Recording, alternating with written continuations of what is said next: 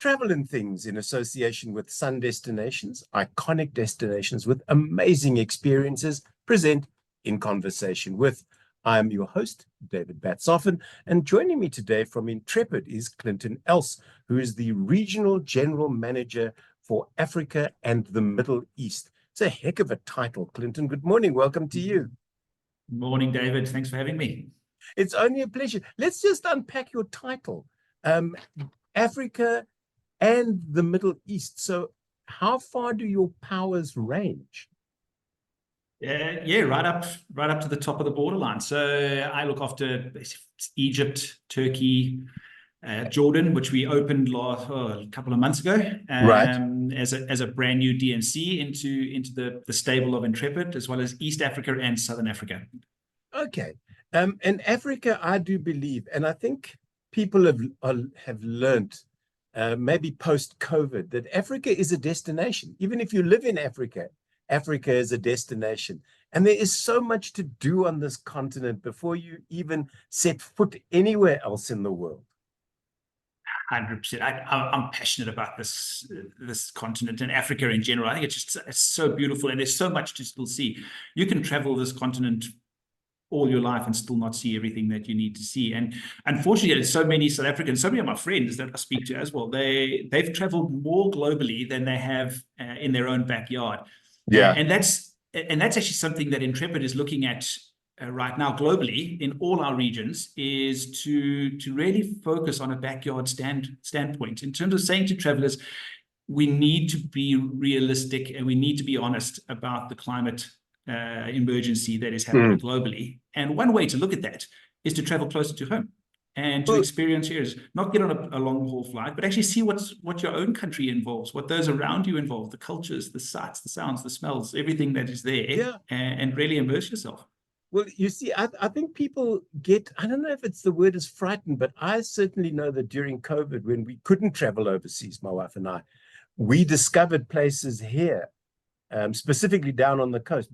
We could have been on an island, anywhere in the Indian Ocean or in the Mediterranean for that matter. And it was just a couple of hours drive from Johannesburg. Yeah, absolutely. And there's also, I mean, let's be real with each other. There's a definite feel of the exoticness of going to a European destination or a North American destination or Antarctica, for example, if you really want to get. Yeah, don't get me started on that one. Camped outside your office door. So there's definitely that feeling of I want to use my passport to get out. But when you really do get under the skin of a destination and your own home destination, there is just so much to see, so much to experience. And we live in a country that has just such a diverse ecosystem, from cultures to food to landscapes to experiences all over. It's just amazing. That's what we have in our backyard. And you speak to any international tourist and they go, I can't believe how much you have to offer in this amazing country that you can see. And that's when you really start to realize how much you're missing out on if you don't get in your vehicle or get out there and see it. You can become a tourist in your own town. You don't even have to go very far. You can just change suburbs, because we all live in bubbles, whether we 100%. Realize it or not. Our suburb is our bubble. I live in a particular suburb in Joburg. And when people, I want to have a meeting or something, and people say, where is halfway? And I go, halfway is my suburb. I don't leave unless I absolutely have to. But I did over the weekend. And we moved literally 5 kilometers away for the weekend. And it was like being in a different city. It was wonderful. Absolutely. Yeah, it is. And I mean, just think about how you and I met for the first time was in a trip in through Soweto. Yeah, it's our backyard. It's our stomping ground. Yet so many locals, Johannesburg individuals and residents haven't been in or experienced Soweto, and it was an eye-opening experience for a lot of people to go on that trip with us and go, actually, there's so much to see here, and it is safe, and it is exciting, and there is just so much history and culture to take in here. I've actually been back since I met you to a different venue with a different organizer. Well, with the same organization that put the two of us together was with a different one of their clients, and it was a stunning evening. It really was. But anyway, let us come back to Intrepid, what it is, what is the brand, and what are you hoping to achieve? I know that your big goal seems to be 2030. So why did you pick that? And walk us through who and what you are. Sure. Okay, Intrepid's it's a big machine. So let me take a step back, introduce you a little bit to who that is and how it came about. But we're 35 years old as an organization, a global organization, where our head office is based in Australia, in Melbourne, and it all started actually in Africa. 35 years ago, where doing full circle. As did mankind, Clinton, if you think about it.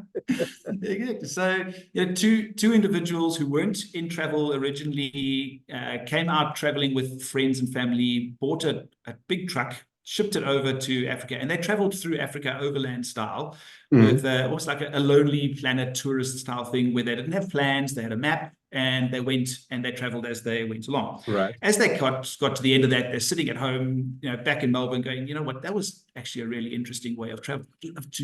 More people would like to travel that way. We got to experience the local cultures, the communities, etc. But it was difficult. It was challenging. There was maps, what roads were open, what borders needed to be crossed, where could you stay here, etc., etc. There's an opportunity here, and that's where Intrepid Travel was born, in the point of saying we can do small group adventure travel. So the smaller the group, the more flexible the options are, the more immersive you can become. And they had a deep want to make sure that they were giving back to the communities and the regions that they traveled through. And in order to do that, they wanted to have more flexibility that came out. Now, it took a while. This was in sort of late 1980s. And kick-started in sort of Asia and the likes, which was a lot closer to home for Australians. And then it wasn't until the late 90s that they actually bought a DMC in East Africa. And then the early 2000s, they bought a DMC in Southern Africa. Can I stop you there for a second? Sure. That's 3 times you've used DMC. If I don't know what it is, my viewers don't know what it is. Explain, please. Perfect. Great. Yeah, travel industry is a wonderful industry to be in. We use a lot of acronyms that come through. DMC stands for Destination Management Company. So it's a locally based organization that then looks after that specific region. And it's one of the unique factors about Intrepid that globally, as the brand grew, we looked to make sure that we were vertically integrated at each point. So we try not to work through third parties, but to actually own our entities on the ground. So Intrepid Southern Africa is a wholly owned Intrepid entity. Intrepid East Africa, wholly owned Intrepid entity. And that gives us the local ties, the local knowledge, the local experience, the ability to make sure that we are vetting our supply chain and making sure that the people we work with are local organizations as much as possible. Whilst we'd love to be 100% in every spectrum of it, it's just not always possible to be that to get to that level. But it does give us that local knowledge and experience on the ground abilities for it. So starting at humble beginnings, started off with an overland experience through Africa, grew into starting our first DMCs in Asia, worked our way through Asia into Turkey environment, and then across into Africa, and now operating on all 7 continents, over 35 DMCs across the world, over 3,000 staff in over 115 countries, operating small group adventure travel with a focus on sustainability, give back initiatives, empowerment within communities, etc. And that sort of, you talked about 2030 strategy and where that comes from. The owners and the founders of Intrepid are extremely entrepreneurial. They're extremely forward thinking. They're driven from that nature. And we were growing at an astronomical rate. It was record year after record year. We had a 2025 strategy in place that we were going for. We were meeting those targets back in 2019. And then a wonderful pandemic hit the world, and travel obviously got equally annihilated with that, and everything had to sort of shut down and close down over that sort of period of time.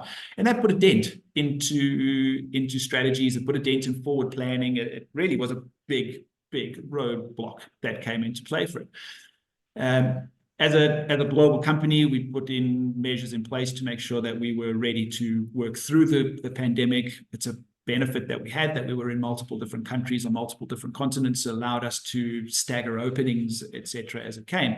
And then very quickly realized, guys, you know, we can continue to look at 2025, but there's been a dent in the pathway here. We can be really aspirational, and let's shift our viewing into a longer term strategy of 2030. And let's put an entire new strategy in place that is extremely ambitious, but based on our historical growth, based on where we would like to go to and what we would like to achieve through that space. And that sort of led to a year and a bit process of working through our current strategy that we had, amending that, pushing certain elements out, bringing other elements forward, looking at our growth points, and releasing at the beginning of this year our official 2030 strategy and the roadmap for Intrepid as we branch out into different regions. Now, if I think about you, sorry to talk over you, if I think about your name Intrepid, and you were talking about you're on all 7 continents, you've got people all scattered all over the vastness of this planet we call home. How about being even more intrepid and partnering with perhaps Sir Richard Branson or one of that ilk, and starting tours to the outer limits of space, which is where the next frontier? And I'm not trying to copy Star Wars or Star Trek, but this seems to be, and I use the term loosely, the next tourism frontier. Currently, for those who can afford it, because it's inordinately expensive. Sure. And yeah, I mean, there's a lot of talk happening around it. I think the key thing for us as a company is to know who we are, know what we want, and know what our goals and aspirations are. And at the core of who Intrepid is, we're sustainable. We look for sustainable travel, and we've been carbon neutral since 2010. We've pulled out the part of our new strategy, which is a lot of backyard travel, to remove long-haul flights. We've removed internal flights wherever possible to look at local transportation for using train transportation, for example, rail transportation. We looked at solarizing offices in certain regions. We look at e-vehicles. We're trying to use travel as a force for good in terms of ensuring that we have a planet to protect and a planet to enjoy. And as exciting and as out there and as intrepid, as you said, is space travel and the likes of it has a huge carbon footprint that goes along with that. And that's not to say that won't with time have ways and means of working around or minimizing that, but that doesn't fit into what Intrepid is looking to do right now. That doesn't fit into our story. And really, the most successful companies, those companies that know what they want, know what they're good at, and they go after that. And Intrepid's not going to, in my opinion, the way I stand, I don't think we're going to be branching off into left, right, and center and trying to be a little bit for everyone. That we're very clear, we're not for everyone. We're a style of travel that when you get us and you understand us and you align with us, you love us. Yeah. There's certain individuals out there that don't like Intrepid. They may not like us because of the things we say, because of the things we do, or the way we travel, the way we do things. But there's a vast majority of individuals that love us and love what we're doing, and we want to remain true to that core. Well, I think that speaks to you and to the company as such, Clinton, because at the end of the day, if you are grabbing at everything that goes past, you lose your own direction. You know, you cannot be all things to all people. And I'm sure you know better than anybody, if you're not ticking somebody off, you're not doing your job correctly, because not everybody can like you. As you say, not everybody wants to be in a small group. They either want to be individuals or they want to go on a cruise that there's 6,500 people on a boat, and you get to meet nobody except maybe the Filipino waiter at your table who can tell you nothing because they can barely speak English. So is that proper travel? Is that intrepid? No, it's not. And I think people need to be aware, as you've been saying, and as we were talking about earlier, that travel needs to make the world come together and to understand and to build bridges. We're not there to go and watch small people dancing and throw money into a tin can, because that's just a band-aid on an issue. But if we go and we sit and we interact and we talk with the people and we can understand them, we come away as ambassadors for wherever we were and take that forward. Absolutely, and as part of our 2030 strategy, we actually for the first time in a decade, we actually re-looked at our values, our core values. We brought them down to a few core values, and two of those specific values talk exactly what we're talking about now. One is real, in that we want to be real. We want to have real experiences. We want to work with real people, and we want to show the realness of a destination. We want to get under the skin of that destination and really showcase it, knowing that what we're doing is giving back to that community, that area, that environment.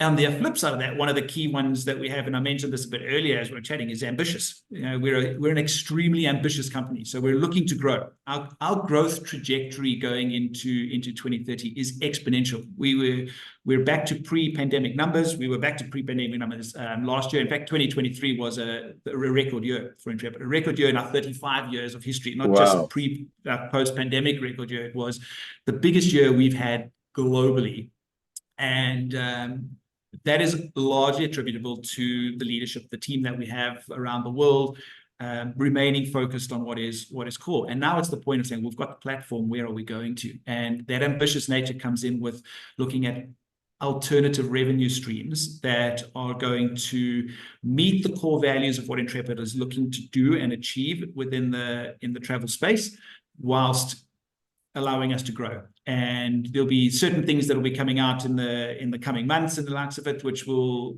be plastered all over social media and the likes of people to see. But we, things like publishing, we have an Intrepid book coming out just before Christmas. So if anyone's looking for stuff over their Christmas, filling Christmas stockings and the likes of it, there'll be, it's the stories that come through from the work we're doing globally is just amazing to capture into a book. So there'll be publishing. We already own a hotel in Australia. We own another one in Vietnam. So there's the accommodation side of things that comes into it. There's merchandising. There's a lot of factors that come in, but the core for us is they need to align with what our core values are, and they need to align with what we're looking to do.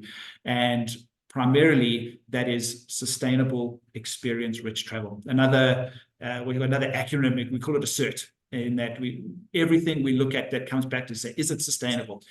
Is it experience-rich? Because that's really what people want to do. There's a new traveler out there post-pandemic. They were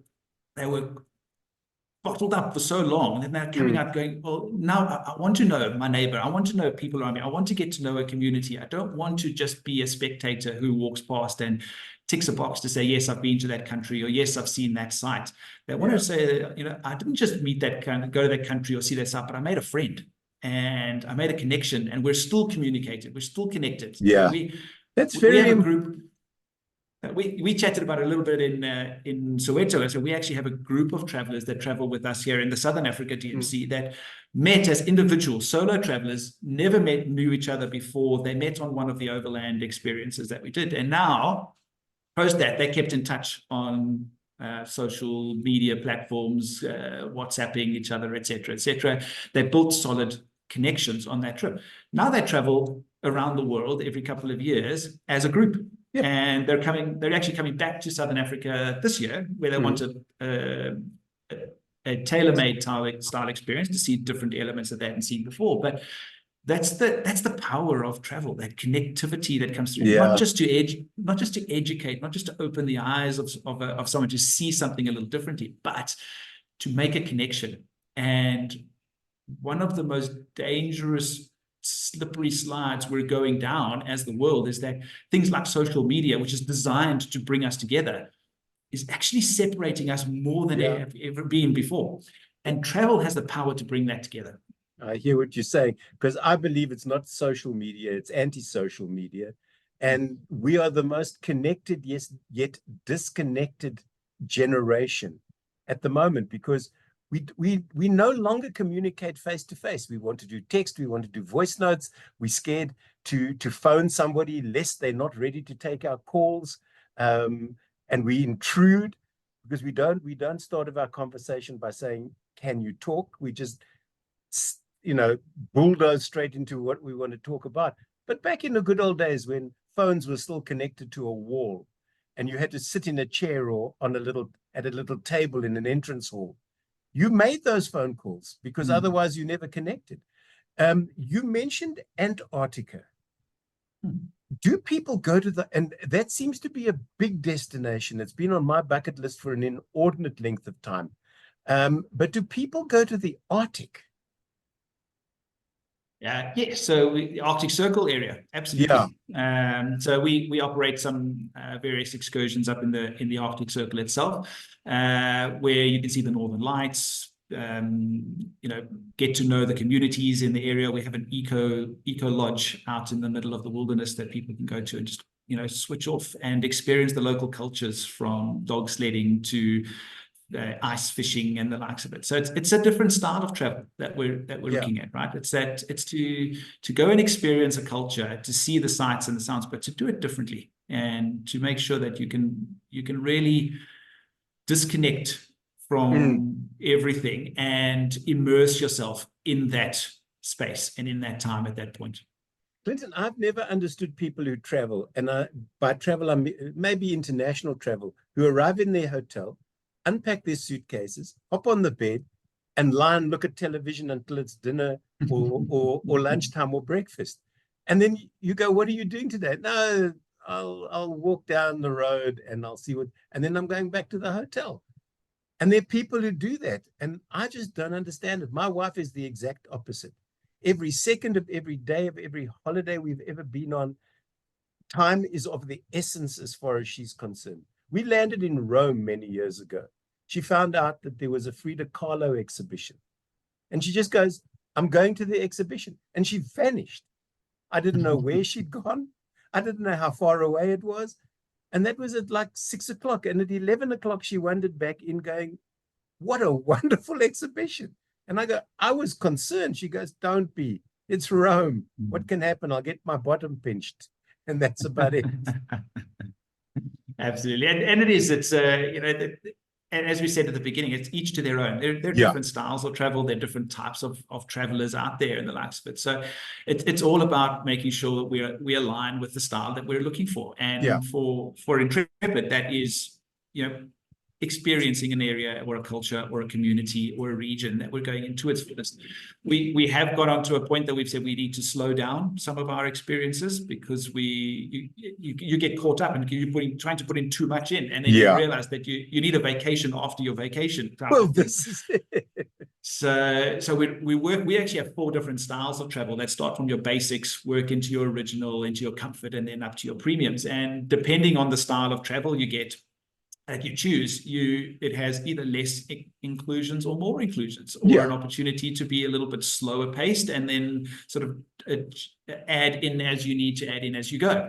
So it gives a nice opportunity for people to, again, select what works for them in their space, and whilst knowing that they're traveling, and the travel that they're doing is doing good in the space that they're working, that the funds are going back to that local community, that it's not, a horrible word that often gets used is tourism leakage, where funds are not actually going into the communities that you're going to visit, but they're leaking out everywhere, and everyone's getting a little piece of the pie, and the guys who are shortchanged the most is the community at large. And I think we often forget that travel has that power of high network countries bringing funds into low net worth countries, and then empowering those individuals in those countries. It's a distribution of wealth in a way that those who have the funds can come in, travel locally. But if you know that your supply chain has been audited and reviewed as part of Intrepid being a B Corp organization, which means we aspire to a higher level of requirements. We get audited by an external global company that says you need to fulfill X, Y, and Z in order to be a B Corp, and that's focused on sustainable travel going around. That means we do audit our supply chain. We do look at our internal operations. We do look at things like gender equality within the spaces that we work within our own DMCs, and we look at carbon footprints, etc. That all happens. So all of that comes into play in what we're looking to achieve, and that gives a client that confidence, that knowledge that if they're booking an Intrepid trip, they know what they're getting. They know that we've done the due diligence, and they know that we're held not by an internal audit, by an external audit to those standards. And are people becoming more aware of that? Are they asking the right questions when they book with you, rather than just going to the local travel agent going, here's my money, what's the itinerary, thanks very much, see you on the other side type of thing? Great question. And yes, more and more and more, the global traveling community is becoming focused on the fact that we're in a climate crisis. Whether we want to put our heads in the sand and pretend it's not there or not, the reality is it's there. We can see it. We can see it in every country that we operate in, from earthquakes in Morocco recently, in Nepal, with flooding that's happening, with the floods that have just happened in East Africa that are coming through, with climate adjustments in terms of it's the European summers that are so hot, people are trying to move outside of those zones. And we're in a climate crisis, whether we like it or not. And more people are aware of that. And they're asking those questions. They want to know, where are they going? They want to know, where is the funds that they spend going? They want to know, what good are they doing? We actually launched another initiative late last year, where we've now carbon labeled more than 800 of our trips globally. That means it comes down to knowledge sharing. The more that a traveler, the more that an individual knows what they're doing, knows what their footprint is, the more they can make logical decisions around that. Yeah. So now our clients can look at it and say, right, my trip to Southern Africa or East Africa or Morocco or Asia, wherever it may be, traveling with Intrepid Travel, here's my carbon label. I know exactly what my carbon footprint is. I know where it's being offset. I know where the benefits are, and I can make decisions around that in terms of where and how I travel. That's it. That's impressive, but it's also, it's heartwarming in a way that people are taking this interest. Just to step away from this, because I'm just watching time now, and we're sort of slowly winding down to the end of this chat. My time has flown. It really and truly has. Talk to me about your foundation, because I know that through the Intrepid Foundation, I got to meet at least 2 of the Black Mambas in Soweto. And it's a group that I've been chasing for interviews for almost 3 years and never been able to quite connect. So unknowingly, you've done my work for me. It's quite a big thing that a lot of organizations globally say they look at Intrepid and they go, oh, you're a non-for-profit company. It's like, we're not a non-for-profit. We're very much a profit-driven organization. Yeah, for sure. Otherwise, you wouldn't have been around for 35 years. Yeah, but there is that balance between purpose and profit, and how you balance that. And it's not an easy balancing act to play, but it's a really important one to play. And purpose and sustainability don't need to be an add-on or a selling factor for it. It's actually part of it. Once it's built into the organizational foundations, it actually becomes profit-driving entities that come through. And for us, the Intrepid Foundation is our non-for-profit division. So it's a separate entity that forms part of the Intrepid stable. So it has separate books, gets separate auditing done, etc. And another way for our clients to know that when they're donating funds in any way, that the work has been done, that the funds are going to the communities they talk about. And I'll get to the Black Mambas now, is because I am cognizant of our time here, but it's important that people understand as well the focus that we as an organization have put on Intrepid Foundation is that we actually then fund all of the administrative costs around that. So if a guest donates $20, they know that $20 goes to that community. If they donate $10,000, $10,000 goes to that community. And on top of that, Intrepid matches every donation, dollar for dollar. So you donate $10,000, we donate $10,000, $20,000 goes to the community. We fund the admin costs in the background. We don't take 2% for salaries and wages, and 5% for this, and 10% for bank charges or international coverage, etc. We fund all of that from inside our organization.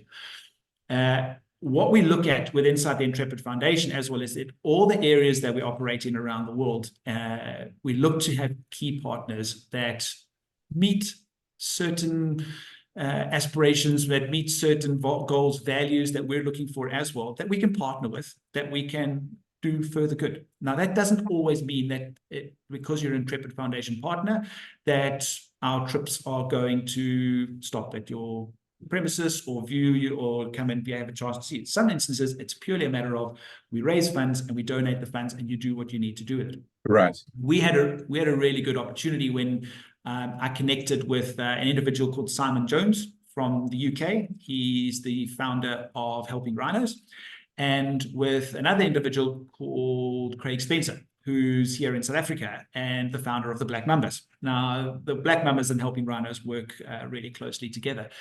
And we saw an opportunity that ticked a lot of boxes for what the team in Southern Africa wanted to do: female empowerment, education, and wildlife protection. And the Black Mambas tick all three of those boxes in what they're doing. We connected in 2023. We had various back and forth communications, and we signed them up as an Intrepid Foundation partner, where our clients can therefore donate funds, and we'll donate funds and we'll work with them on that. We worked really hard to get them a grant last year, which gave some funding in order to increase their communications that they had on site, that made them just a much more elite operating unit in order to do the work that they needed to do.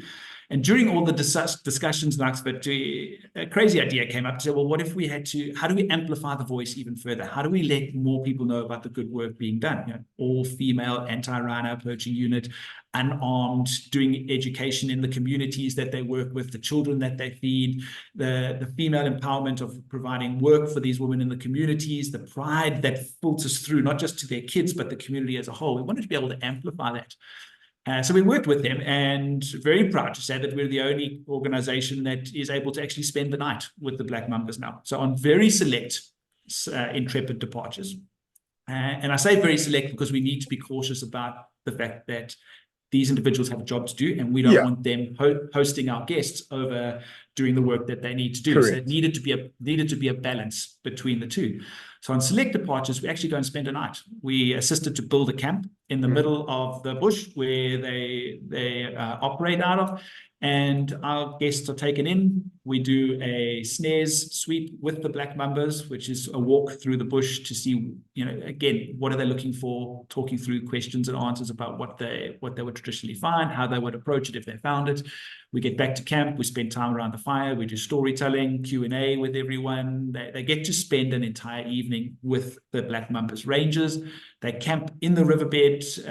You know, we've had hyena at night, we've had giraffe walking through the site. It's just a spectacular sight in the middle of the bush. There's nothing around you.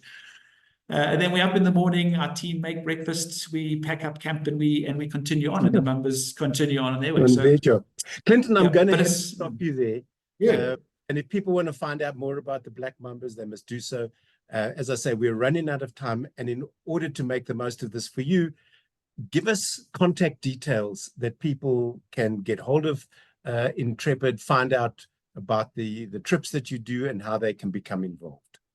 Perfect. So easiest and best way is go straight to our website, intrepidtravel.com. Right. We have sales offices around the world, so you'll be redirected to the sales office in your region in order to operate. You can search through all of our trips. At the same time, you can connect onto the Intrepid Foundation's website. It's linked to our website. When you click on that, you can click on Southern Africa. You'll find the Black Mambas, Helping Rhinos partnership that's up there. Gives all the information. There's a click to donate if anyone wants to donate directly from that space. So it really all been taken care of. Once you're on intrepidtravel.com, you're good to go in terms of navigating straight through to your area from there. Thank you so very much. My guest today on In Conversation With has been Clinton Else, who's the Regional General Manager for Africa and the Middle East at Intrepid Travel. Clinton, once again, thank you so much for joining me. It's been wonderful listening to you and to see the passion that you have for what it is that you and the organization do. Thank you, David. Appreciate the time. Good to chat.